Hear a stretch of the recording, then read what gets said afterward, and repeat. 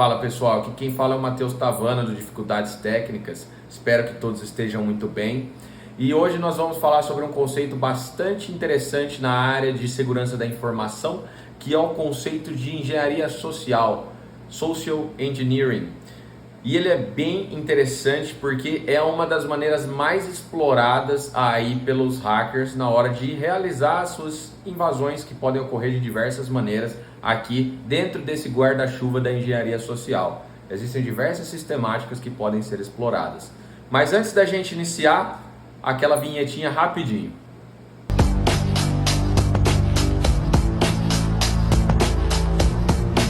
Bom, existem diversas maneiras de você utilizar-se dessa engenharia social. E nós vamos falar de algumas aqui. A mais conhecida, acredito por vocês, seja a tática de phishing. Mas antes da gente começar a falar dela, vamos falar do conceito de maneira geral. A engenharia social, pessoal, é a exploração da confiança da pessoa. Essa pessoa, ela vai, de alguma maneira, passar dados sensíveis para um hacker, ou o hacker vai obter esses dados sensíveis de alguma maneira que ele está explorando algum usuário ou equipamento daquele usuário, certo? Então, como que isso vai funcionar aqui? Nós temos várias sistemáticas. Bom, a primeira técnica que a gente vai falar aqui é a técnica de phishing, né? E essa técnica consiste basicamente em roubar dados sensíveis de determinada pessoa ou determinado funcionário ou terceiro dentro de uma organização, de uma corporação. E vocês já devem ter passado por isso, vocês receberam um e-mail de um suposto banco, do banco de vocês, mas quando vocês olham o link está meio estranho, o layout do e-mail parece com o banco de vocês. Vamos usar aqui o exemplo da Caixa Econômica Federal. Vocês têm conta lá na Caixa, daí vocês recebem um e-mail falando que recebeu R$800 na conta de vocês, mas que vocês precisam resgatar aquele dinheiro porque a conta de vocês vai ser fechada se não atualizar o cadastro. Alguma coisa mirabolante assim. Muito suspeito, certo? Então a pessoa vai lá, abre o link que está no e-mail, mas quando ela observa, se ela observasse com cuidado, ela veria que o link não está exatamente igual ao da Caixa Econômica Federal. Pode ser que tenha alguma diferença de protocolo, como por exemplo, em vez de um HTTPS, que é um protocolo seguro, tem um HTTP, que é um protocolo sem criptografia. E pode ser que a URL esteja incompleta, diferente da URL tradicional do banco. Ou seja, o endereço não é o do banco, é o de um criminoso, alguém que está tentando roubar informações. No entanto, o layout do site é exatamente igual ou muito parecido ao site da Caixa Econômica. E a pessoa vai lá e digita as credenciais dela, certo? O password, a agência, a conta corrente e às vezes outros dados que o site pede. E nessa situação ela não vai conseguir ver a conta dela de verdade, evidentemente, mas ela já vai ter passado os dados dela para uma web application que vai estar sendo acessada por um terceiro, uma pessoa que tem uma má índole nesse caso, certo? Então essa é a tática mais comum, que é a chamada phishing, uma das táticas aí do social engineering, da engenharia social. Além dessa, nós temos outras, como por exemplo, o e-mail que gera uma série de spam para um monte de gente com links maliciosos.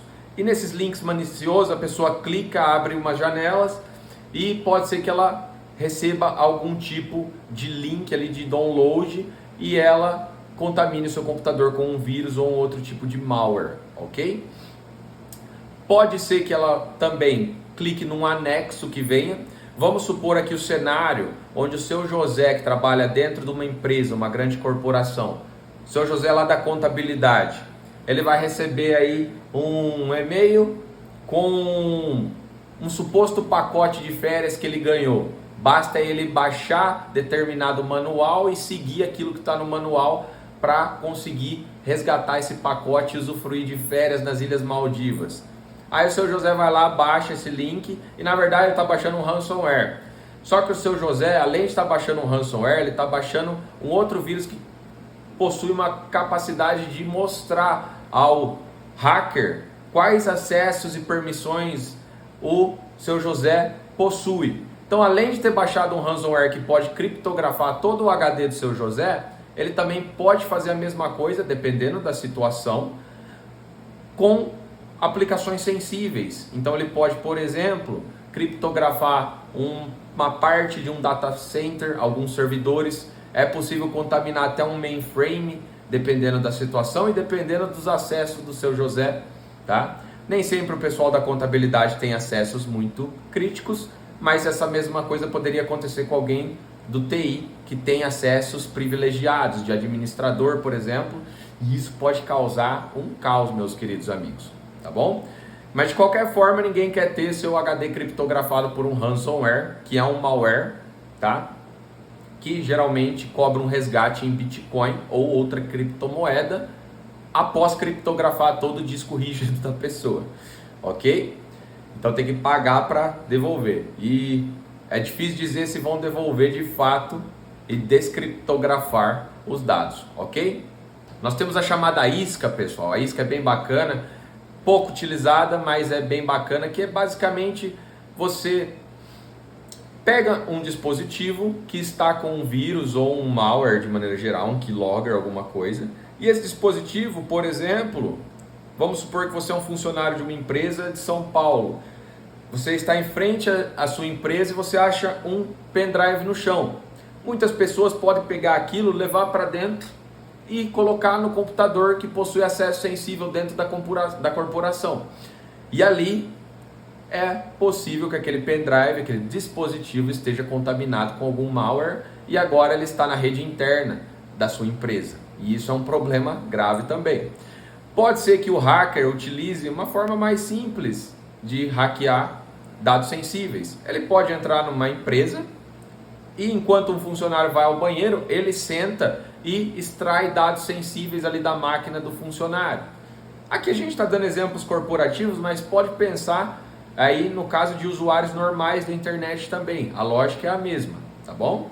Só que quando estamos falando do ambiente corporativo, é mais sensível. Não é à toa que vocês têm visto, por exemplo, ransomwares e outros malwares que têm contaminado data centers de grandes lojas varejistas aí do Brasil e outras também no ramo de tecnologia. Então, pessoal, temos que ficar atento a esses conceitos porque eles são de extrema relevância. E por último, temos a também chamada ligação de pretexto, que na verdade o indivíduo com uma índole, má intenção, vai ligar para alguém e tentar obter algumas informações privilegiadas para tentar, por exemplo, recuperar uma senha, através de perguntas como aquelas que alguns sites oferecem, que são MFAs, Multi-Factor Authentication, né? Cada pergunta de segurança, por exemplo, qual o nome do seu primeiro cachorro, qual a sua cor favorita, sua data de nascimento, enfim, qualquer pergunta que adicione uma camada extra de validação para a segurança, é um chamado MFA, um Multi-Factor Authentication, e essas perguntas, alguém que tenha má índole acesse um site, tente recuperar a credencial de uma outra pessoa que não é ela, ele pode fazer isso, ligar para essa pessoa e perguntar para a pessoa qual foi o nome do seu primeiro cachorro. É evidente que ocorrerá aí um pretexto, ele vai falar que ele é de uma empresa e que ele precisa verificar alguns fatores a mais de segurança para validar que é a pessoa mesmo. Ele vai usar a engenharia reversa ali da coisa, em vez de ser o usuário utilizando aquilo, é o hacker abusando da confiança que o usuário deu para ele durante a ligação, para que ele invada os sistemas. Ok, pessoal? Espero que aqui tenha ficado claro. Existem outras táticas aí de engenharia social, mas essas são as principais.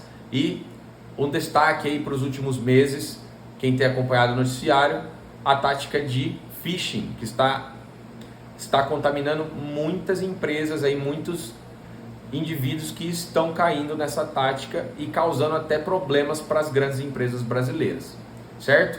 É importante dizer aqui que o usuário, como ficou evidente, é o principal culpado aí nessa situação. E por mais avançado que seja o sistema, um sistema de banco, por exemplo, existe uma criptografia super avançada com diversas camadas de segurança, mas que se o usuário for lá e cair numa prática de phishing comum, por exemplo, ele vai estar cedendo as suas credenciais e de nada vai adiantar ter um sistema de segurança de última geração, tá? Espero que vocês tenham entendido. Grande abraço a todos. Tchau, tchau.